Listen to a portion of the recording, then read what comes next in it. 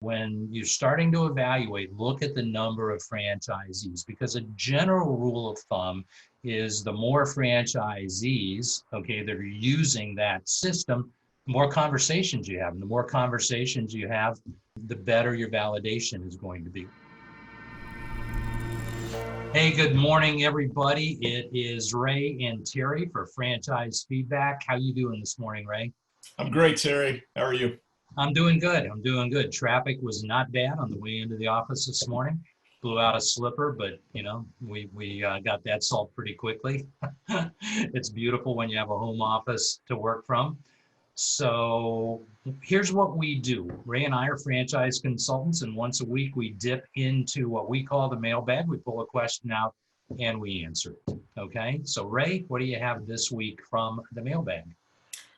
This week from the mailbag, Terry, we have a common question that we often get, and it has to do with franchise system failure and how to avoid it.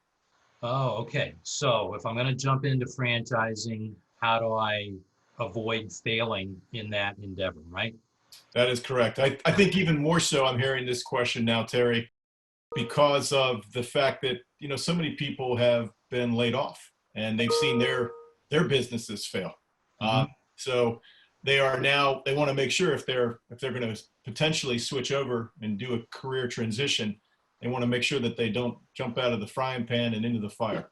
Yeah, I think what we'll do, Ray, is we'll break this topic up into 3 or 4 pieces over the next 3 or 4 weeks. So we could talk literally for half an hour on this topic. We're not going to, don't leave.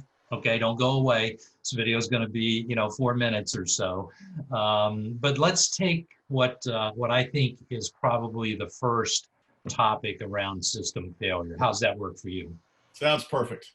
Yeah, the first filter that I would put into an investigation is use a process, okay?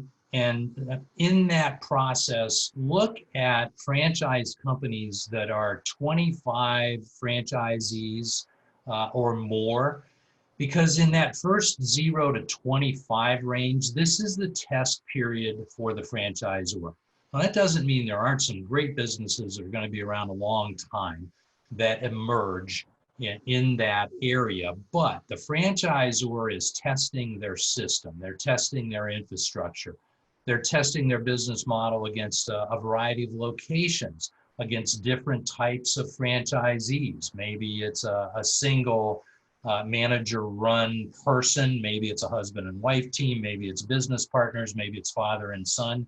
So they're testing their systems against people, against locations, and against the learning curve, right? Their training, their support. So that's the first thing that I would say is when you're starting to evaluate, look at the number of franchisees, because a general rule of thumb is the more franchisees, okay, that are using that system, the more conversations you have. And the more conversations you have, the better your validation is going to be. What do you think, Ray? Great answer, Terry, first of all, and that's great specific information that people can use. I go back to the fact that this is a informed decision process. And if you look at this as an informed decision process, as you alluded to, is to take it step by step. And that first step is to understand really not only about yourself, but then look at the different companies that are available, and you're going to try to evaluate that risk and to use a method, a proven method, to do that so that you can evaluate and compare and contrast and understand the risk, because there is going to be risk. There's risk in everything. So you do want to make sure that you understand the risk and you, as much as possible, control the risk and dig so deep that that risk is something that you understand and feel very comfortable with, that you can control.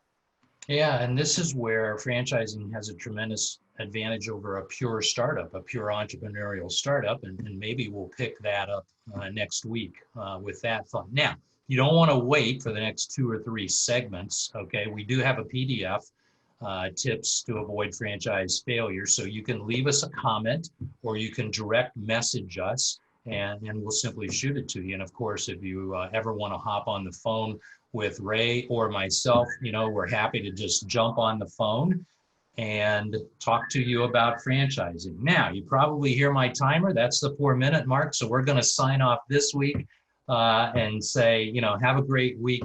Hope you're getting through this Black Swan event healthy, safe, and happy. All right. Say goodbye, Ray. Goodbye, Ray. Be well, everyone.